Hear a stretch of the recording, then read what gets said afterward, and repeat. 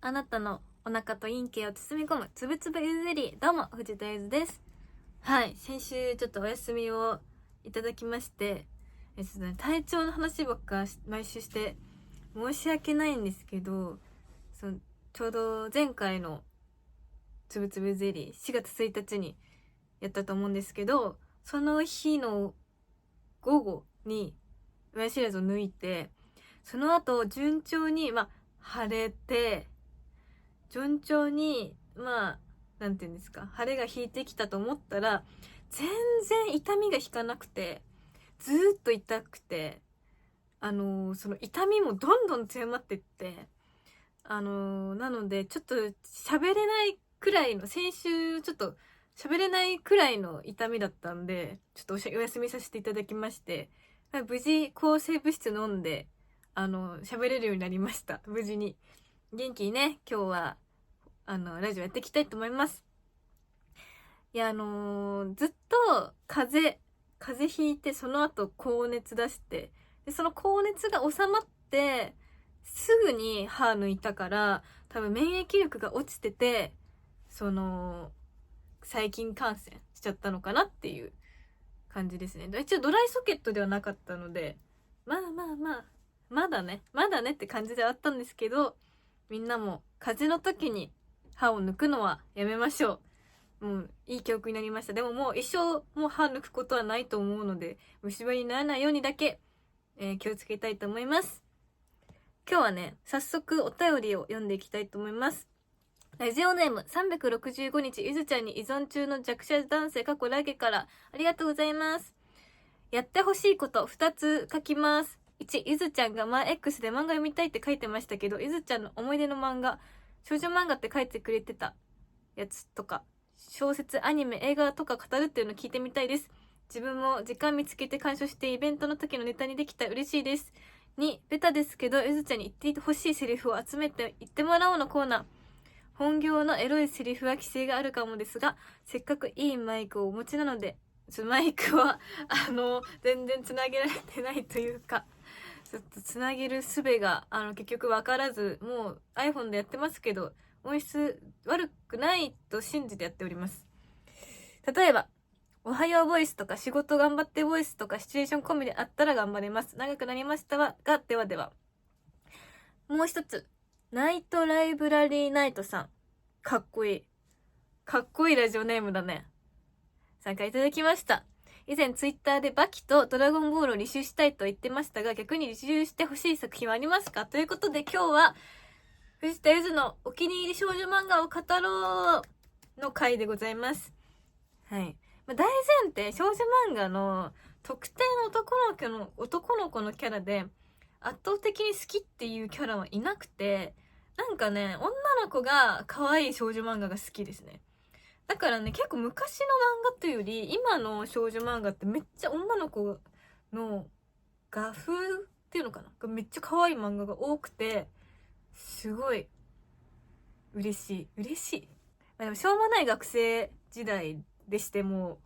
友達はあんまり、同じ部活のことは仲良かったんですけど、なんか別にその一軍軍団にいたとかじゃないので、しょうもない学生時代でして、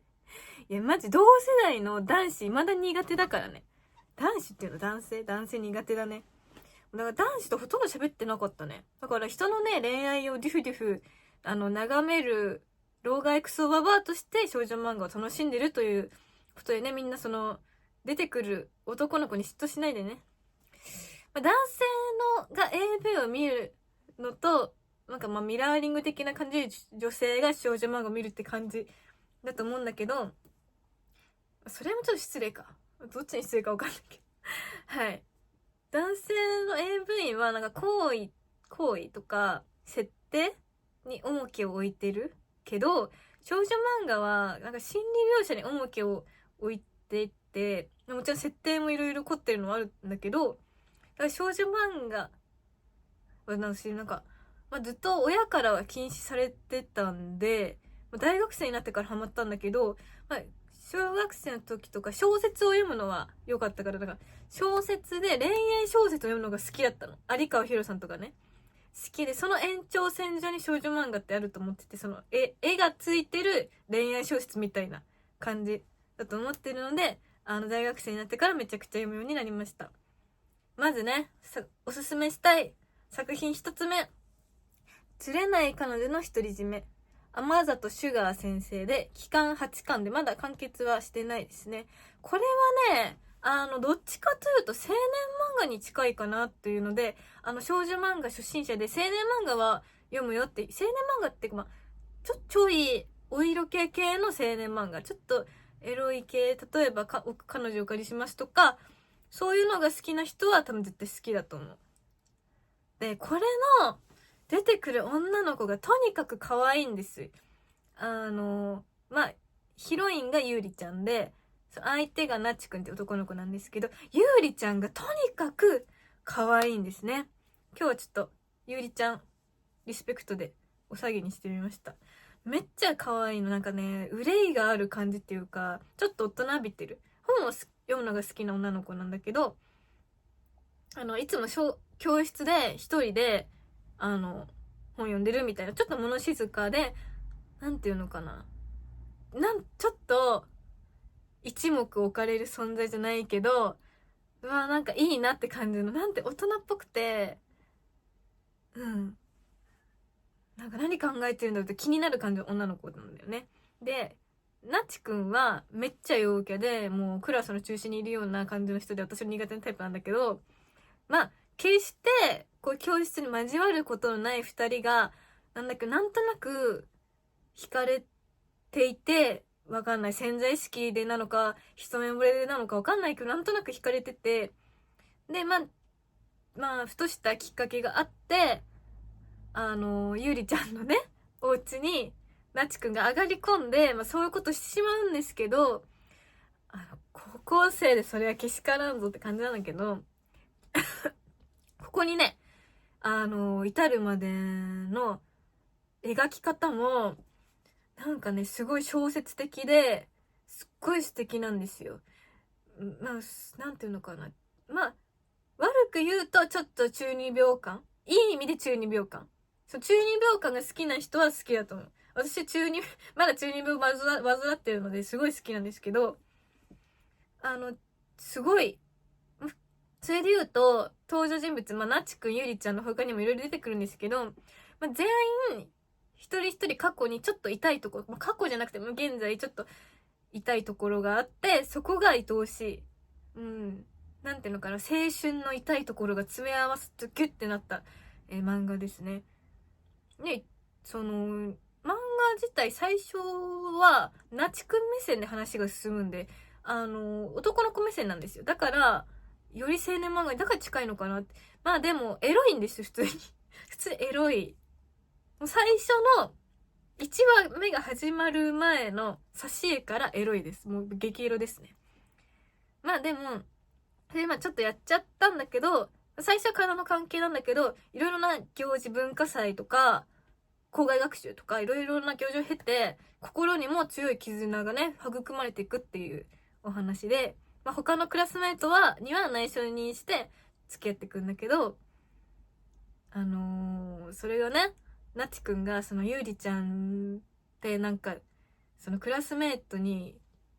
知られたくない。怪我されたくない。俺だけのものにしたいみたいな。もうそれもちょっと痛いけど、っていう感じで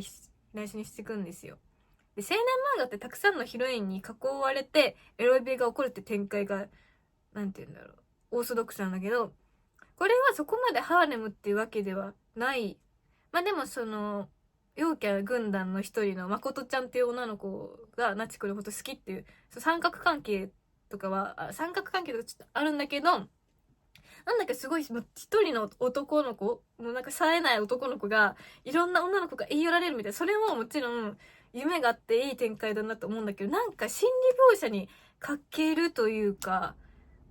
ご都合主義じゃないかなって思うとこが私若干ありまして。だから、青年漫画も、最初は、面白いと思って思うんだけど、すごいヒロインがいっぱい来ると、もう、とちょっと困惑しちゃう節があって、これはね、この釣れない彼女の独り占めは、ちょっとね、現実味があって、自分が体験してない青春キラキラした青春を見せてもらえるっていう感じですごい好きですね。私の一番好きなキャラはちょっとさっきちらっと話した誠ちゃんっていうボブのね、この子もめっちゃ可愛い。もうなんなら漫画で言ったらゆりちゃんより先に出てくるんですけど、誠ちゃんめっちゃ可愛いし、お母さんがめっちゃ厳しくて、そのお母さんに歯向かうじゃないけど、お母さんだけど、それでも私はキラキラした青春を謳歌したいんだって言って、頑張って勉強も頑張るし、恋愛も頑張るし、自分磨きも頑張ってて、こういう女の子になれたらよかったなと思いましたね。はい。次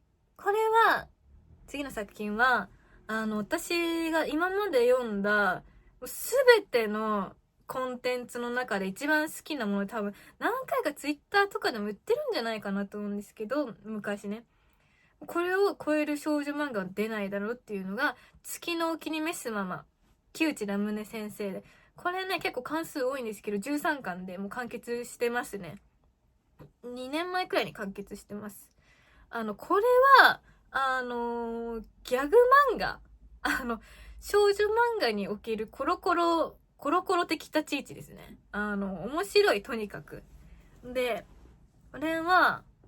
主人公の女の子が高校2年生なんだけど、高校2年生で先輩って紹介声かけてしたら、中学時代にめっちゃその女の子のことをからかってきた同じ部活の1個下の後輩の月って書いてルナくんっていう後輩が同じ高校に入学してきて、それで中学時代と同じくその先輩ヒロインのね、あゆむちゃんってだっけ、あゆむちゃんのことをからかうんだけど、からかってって、でもそのからかうのは、ルナくんがからかうのはもう好きがゆえなんですけど、もちろん。で、周りにはもうそのルナくんがあゆむちゃんのこと大好きなのがバレバレなのね。バレバレなんだけど、あゆむちゃんはガチでポンコツで、ポンコツすぎて、ルナくんが自分のこと好きだって全然気づかなくて、なんてムカつくやつなんだって言って、いじめ返してやろうって言っていろいろやるんだけど、それがことごとく失敗に終わって、逆にルナくんがキュンキュンさせられてしまうみたいな、そういう話ですね。まあ、ルナくんは、もうめっちゃイケメンっていう立ち位置で人気者なんだけど、でもあゆむちゃんのことがめっちゃ好き。そう。で、まあ、そんなね、好きな子いじめるような男子全然好きじゃないんですけど、なんていうのかな、モラハラ的ないじめっていうより、その気を引きたい、ほんと小学生みたいな感じで、もうそのまま高校生になっちゃったみたいなルナくんなんですけど、それが本当に面白い。その二人のやりとりは面白いし、出てくる登場人物他にもいろいろいるんだけど、なんか、ルナくんのことを略奪しようって、ルナくんと付き合いたいってあゆむちゃんから奪いたいみたいな、女の子、美少女が出るんだけど、それも結局、なんか、失敗に終わっちゃって、なぜかあゆむちゃん、私なんかあゆむ先輩にドキドキしちゃうみたいな、謎のレズ展開が始まったり、みたいな感じ。なんかね、あゆむちゃん本当に、なんていうのかな。あゆむちゃん本当に素敵な女の子で、誰からも好かれる女の子。本当に面白いし、可愛いし、なんか、ポンコツなんで、愛すべきポンコツで、なんかそういうところなんだけど、ちょっと、友達思いなところがあって、その友達思いでかっこいいところが、みんなから好かれるポイントなのかなと思いますね。すごい優しい女の子、心優しい女の子で、まあでも、途中ね、漫画の途中で、私もしかしてルナくんのこと好きかもしれないって気づくんですよ。で、そこに至るまでの長さも結構長いから、つまんないって思うかもしれないんですけど、そこまで。でも、本当にギャグが面白い。ギャグ展開が一話完結なの。基本1話完結で、ちょっとずつ話が進んでいくっていう感じなんだけど、そこのルナくんのことを好きって気づいて、で、ルナくんももしかして私のこと好き？いや、ほな違うか。いや、違うか。みたいな。なんかミルクボーイみたいな感じで、こういうことがあったよね。じゃあルナって私のこと好き？ほな違うか。みたいなこと結構続くの。だからその好きを自覚して、そのルナ君のこと好きって自覚してからその告白するみたいなところまでのそこもまたじれったいし、そのギャグふんだんで、もう前半後半の方がキュンキュン度が高い。前半はなんかちょっとほんとギャグって感じなんだけど、どっちもねすっごい面白いし、なんかちょっと感動するところもあったり、なんか面白いのに、なんかすごい素敵な青春だなと思ってちょっと涙が流れる瞬間もねありましたけど、本当にこの漫画があった頃はね、本当に人生この漫画の更新を楽しみにね毎日過ごしてましたね。完結しちゃった時はもう結構悲しくて、なんか私ももうすぐ完結するなってなんとなくわかるじゃないですか、漫画って。その完結するのをなんか察知してからあんま読まなくなっちゃったんですよ。完結の嫌すぎて。で、完結しましたってなって、もう読むかと思って読んだんです。したらもう本当に終わり方もめちゃくちゃ綺麗だったし、面白かったね。最後の最後まで笑わせてもらいました。そう。これを超える少女漫画はね、ないんじゃないかなと、個人的に思ってます。でもさっきね、お話しした、釣れない彼女の独り占めの方が男性を読みやすいのかなという気もしますので、なんか面白いものが好きとか、ギャグ漫画が好きな人は月のお気に召すままが好きで、ちょっとエロいのが読みたいって人は釣れない彼女の独り占めがおすすめですね。そうで、月の気に召すままって2年前ぐらいに完結したんですけど、最近なんかグッズが出るらしくって、そのグッズ出してくれるんだって。これがね、結構少女漫画界隈の中でもめちゃくちゃ評価の高い作品で、これの作品は嫌いな女子はいない。男子はよくわかんないですけど、でも男性でもね、少女漫画好きな人もいると思うので、その人の意見も聞きたいですね。これね、めっちゃ評価高い作品で、完結した後なのにグッズが出るらしくって、もそれの詳細が早く出てほしくて、もまたこの月の記念メスマを楽しみに生きる生活が始まって、すごい嬉しく思いますね。だから完結してグッズも出てアニメ化もしてほしいですね。切実にボイスドラマ化はしてるんですけど、やっぱ動くね、ルナくん、あゆむちゃんが見たいですね。アニメ化希望ぬということで、最後今連載されてて、関数がまだ1巻で、本当に先週とかに出たんじゃないかな。私アプリで読んでるんでちょっとわかんないですけど、先週で1巻目が出たばっかの作品で、惚れた晴れたパンダ、蟹沢千尋先生。これね、最近始まった連載ですごいおすすめしたい作品でして、はい、これはヒロインの女の子がハンナちゃんって子で、男の子は産方くん、生の方で生の方産方くんで、この作品はなんだろうな、ゆるキャラが好きな人、なんかちいかわ的なブラックユーモアがあるわけじゃないけど、ちいかわが好きとかサンリオが好きとか、なんか可愛いキャラクターが好きな人におすすめしたい作品ですね。これはゆるキャラの設定なんですよ。街にゆるキャラのパンブーっていうキャラクターがいまして、その花ちゃんと産方くんが住んでる街で、そのパンブーっていうのはパンダと竹を合わせたキャラクターなんですよ。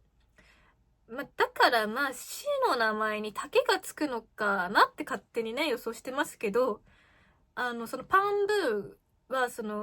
毎日かわかんないけど、週末とかかなわかんないですけど、ショッピングモールでね、なんかイベントやったりとか、PR やったりとか、着ぐるみがいるんですね、パンブーの。で、その着ぐるみの中に入ってるのがハンナちゃん。そのパンダの中に入るバイトをしてるんですね。すっごい体力があって、マラソンでももう1位でもう突破して、なんのそのみたいな。体力すごいある子なんですよ。で、そのパンブーの雇い主が次の市の子供がハンナちゃんの友達で、体力のある子、あんたの高校から見つけてきなさいっていう娘さんが言われて、それでハンナちゃんが見つかってね、そこからその子とも仲良くなって、で、パン部の仕事も始めるんですね。で、その、パン部の中に入ってるって設定がまず面白いじゃないですか。やっぱ私面白い、笑える作品やっぱ好きっていうのもあって、これも結構笑える要素結構、さっきおすすめした月の気に召すままよりは、ギャグ要素ちょっと低めなんですけど、本当にそのパンブーがめちゃ可愛い。なんかね、マスコットキャラクターって表情があるわけじゃないんだけど、この作者さんが描くのがめっちゃ上手で、なんか喜んでる時はなんか喜んでるなっていうのが分かる表情だったり、悲しんでるなって時はちょっと悲しそうなパンダの表情だったりで、その表情が分かるのがすっごい可愛くて、もう愛おしいんですよ。で、ハナちゃんがバイト中にちびっこにいじめられて、パンダってさ、なんかさ、こうコテってこけちゃって、もうなんか動きづらいじゃん、多分中身って。んでちびっこにいじめられて、なんかすごい攻撃されて倒れてたら、そこをね、同じ学校の制服の男の子が助けてくれるんですよ。で、そのお礼に非売品のパンブーのマスコットちっちゃいね、ボールチェーンのやつをあげるんですね。次の日に学校でそのマスコットを持って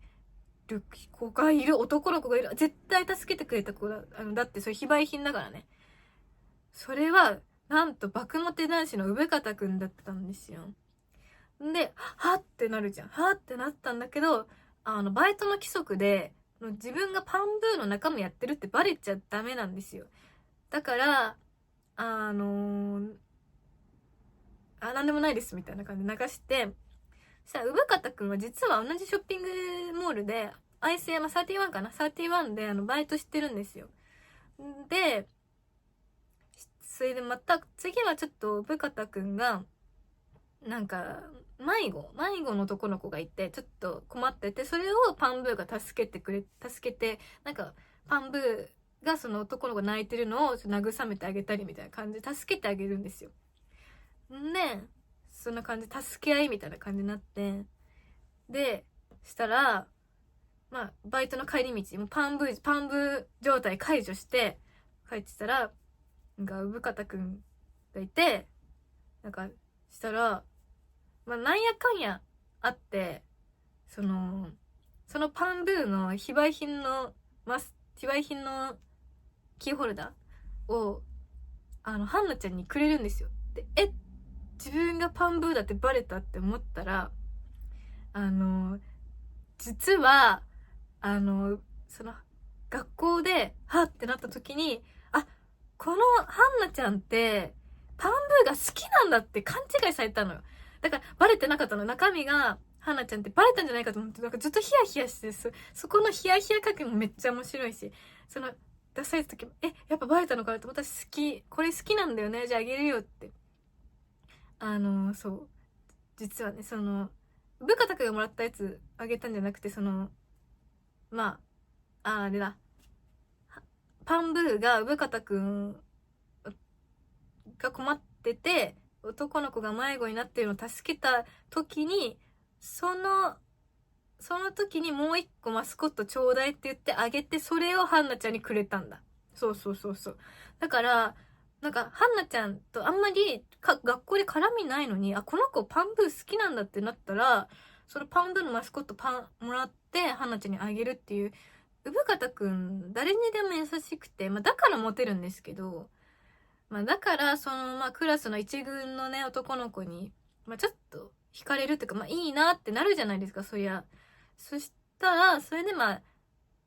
そんなキラキラ男子に思いもバレちゃいけないし、自分の正体もバレちゃいけない。いつ正体がバレるのか、産方くんは純粋に優しい人なのか、チャラいやつなのか、まだまだわかんないことだらけの第一巻で、アプリ版だとね、もうちょっと話は進んでるんですけど、バレそうでバレないみたいなところがね、なんかすごい面白いですね。ちょっとなんていうのかな、手に汗握るじゃないけど、ちょっとスリルもあって、本当にとにかくパンブーが可愛い、まん丸で可愛いので、これほんと可愛いものが好きな人は読んでほしいですね。はい。ということで、ちょっとね、めっちゃ早口で説明しちゃった。オタクがすごい出てしまいましたけど、はい。今日はね、元気に楽しくやっていきましょう。つぶつぶゆずい。はい。ということで、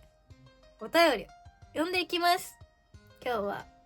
親知らずの話が、来てたので、親知らずの話をね、見たいと思います。ラジオネームつぶつぶみかんさん、ありがとうございます。親知らずは人によって全然違いますよね。すごく痛々しくなる人もいれば、前後が全く変わらない人とか、私が知ってる人では、抜いたとこが痒くなったって言ってた人もいました。私はゆずさんと同じように、私より明らかに若い女性の医師で、親知らずを抜くための準備をまず今回の治療でして、次回全部抜きましょうって言われて、準備は親知らずを多少削って他の歯と接触しないようにしました。そんなあるんだ。多分でかかったのかな。そして親知らずを抜く当日はよくある麻酔をして上下左右の4本を1時間で抜きました。4本一気に抜いたんだ。それはすごいね。そして医者からは麻酔が抜けたらいつものように飲食して大丈夫ですって言われてびっくりしました。わかる。私も食べれるもの何でも食べてくださいって言われたもん。腫れはなくてなんか聞いてたのと違うと思いながら抹茶屋で牛丼を食べました。そうなんだ。なんか私も何でも食べていいよって言われたから、なんか明太子のものとか食べちゃって、多分それが最近になっちゃったのかなっていう説もありますね。ちょっとミスりました。はい。でも削る処置、4本私も一気に抜きたかったな。そしたら元気な時に。いいなぁ。でも私多分下の歯は、そもそも頭が出てなかったから削れなかったんだよね。じゃあ4結構出てたってことかな。いいな。親知らずってなんかレントゲンで見た感じ他の歯とこうそんな変わらないじゃないけど、なんか抜けたのをチラッと見た時になんか恐竜の歯かなみたいな。なんか私の顎にこんなのが埋まってたのってくらいとかすっごい大きくてびっくりしました。しかもその大きいのがかけらが大きいから、この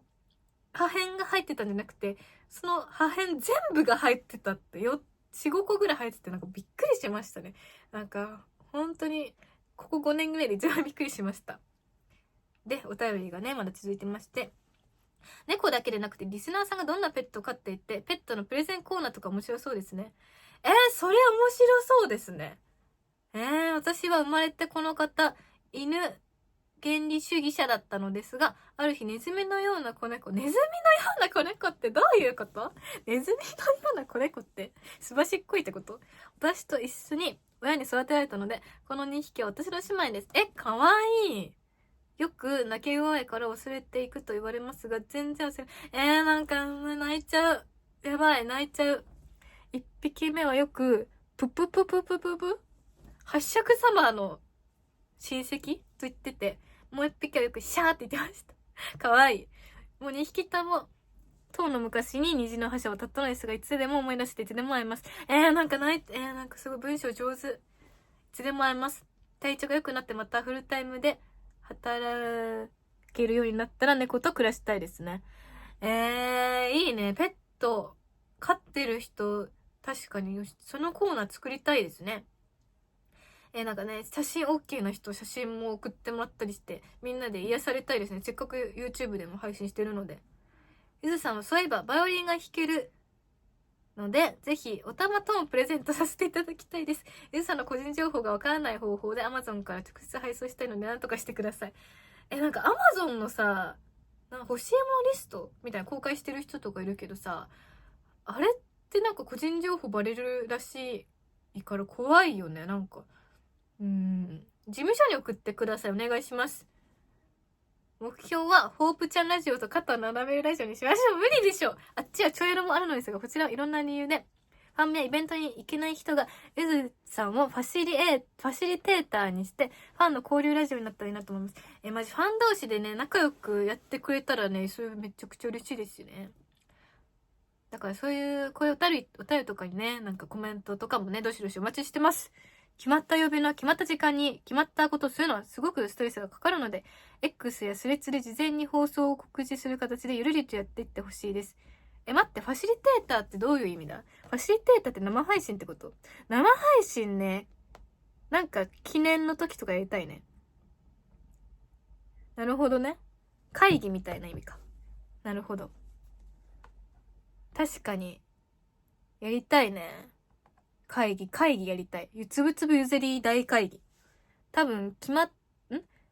結構な人数のモデルさんが YouTube 始めてだいたい1年前後で、1年も続いたらすごくない？フェードアウトしてます。多分決まった曜日に決まった時間にあらかじめ告知した内容をストリーミングするのは本当に大変なことなんだと思います。だからゆずさんはあらかじめ何か決めるとかではなくて、その時その時に思いついたことをゆずさんのペースで告知して、ゆるりと配信していってほしいですね。あえて応援はしませんが、してよ！応援してください！お願いします。通知が来たら真っ先に聞きますよってことで。なんか文章がすごい優しくて、猫ちゃんの話もすごいなんか胸が温かくなってジーンときましたね。すごい涙が出そうで、困りました。なんかみんなのペットエピソードもね、聞きたいですね。確かに猫に限らずね、犬の話とかも、ハムスターの話でも何でもいいから聞きたい。これあれだね、Google フォームに、付け足ししたいですね。この放送後に、覚えてたらやります。覚えてるよって話ですよね。はい。続いて、ラジオネーム、トリさん、またはトリくん、またはトリトリ、またはトリッピー。いつもありがとうございます。このあだ名はね、私がいろいろ、トリとか言っていろいろ適当に言ってますね。いつもありがとう。ゆずちゃん、親知らずのバッシュお疲れ様でした。本当にお疲れ様でした。お話を聞きながら大変そうだなと思っていました。大変そうだなってなんか一言なんだけど。自分はというと、これまで一度も親知らずが生えてきたことがなく、気になって歯医者さんでレントゲンを取ったことがあります。すると先生に4本ともないですねと言われました。いいなぁ。抜くどころか親知らずが最初から未実相の答えだったようです。何そのピクミンみたいな。最近ピクミンハマってるんです。ピクミン1やってて。その話もね、また次回したいね。ちょっと得した気もしますが、いや、得だよ！ちょっとどころではない。ほんの少しだけ仲間になれなくて寂しい気持ちになりました。自分も一度くらい女医さんにヌキヌキしてもらいたかったな。もちろん、親知らずの話です。とのことですね。まあ私がお医者さん役の作品に出ればヌキヌキできるので頑張ってお医者さんとか歯医者さんのAV に出れるように頑張ります。はい。やっぱ4本生えない人もいるんだね。現代人だからなのかな。どうなんだろう。なんで私も一応現代人なんだけどな。なんかでも謎だよね。入る人入らない人とか。なんかうちの親は両親とも2本ずつ生えてたんだよね。上だけ2本下だけ2本みたいな感じで、それが両方がっちゃんこしちゃったから4本生えてるんですよ。本当にね、親の悪いところ全部受け継ぎましたね。でも本当にこの痛み、本当にここの1週間しんどかったんで、本当最初こっち側抜いた時は、右側抜いた時は全然そんな2、3日で痛みも収まったからこんなもんかと思って長いかかってたら、左側抜いた時地獄を見たんで、本当に羨ましいですね。お金もね、若干この切開の手術だと若干高いですけど、レントゲン代とかもなんか私最初ちっちゃい町医者で取って、その後大学病院で取って CT 取ってって結構お金かかったんで、羨ましいでございますね。本当に。はい。いいなぁ。一本も生えてない人。はい。ということで、エンディング。はい。今回はね、私の好きな少女漫画についてお話しさせていただきました。どうかな？なんかうまく魅力が伝わった気も何もしないですけど、みんなのね、好きな漫画も教えてください。漫画喫茶で読めます。なんか好きなことになるとさ、すごい喋っちゃうのやめたいんだけど、本当に恥ずかしい。ちょっと自分で聞き返せるですね、今回の。恥ずかしすぎます。本当にやだ。ということで、次回のイベントの告知をさせてください。4月19日、夢を叶えて、ゆぜもん、ゲストは桃木ゆなちゃんです。はい。ということで、これね、トークショーですね。終演後にチェキとかも取れるので、ぜひ遊びに来てください。4月の22日は学園祭ですね。これ放送の日に多分タイムテーブルが出てると思いますが、私は一番最初です。もし出てなかったら、誰にも言わないで内緒にしてください。トップバッターなのでちょっと早いですけど、ぜひぜひ遊びに来てください。終演後にこちらもチェキ取れます。最後までね、いてもらうのも心苦しいですけど。そうなんですよ。バイオリンも真面目に弾きますので、ぜひぜひ遊びに来てください。4月25日はゆるケット出ます。最強属性さんのブースにいますので、ぜひぜひ写真を撮ったりしましょう。現在、つぶつぶゼリーは動画版は YouTube、音声版は Apple Podcast、Spotify Podcast、Amazon Music Podcast にて配信中です。すべて内容は同じです。お聞きのアプリで高評価、チャンネル登録、コメントよろしくお願いします。Twitter での感想はハッシュタグつぶつぶゼリーでお願いします。お便りは概要欄の Google フォームにて募集中です。まだまだ送っていただけると嬉しいです。はい。ということで、今日もありがとうございました。はい。春なので、みんな、花粉には気をつけましょう。花粉ってもう終わったのかな？わかんないですけど、5月病には気をつけましょう。頑張りすぎないように、頑張りすぎ注意です。では、ありがとね。バイバーイ。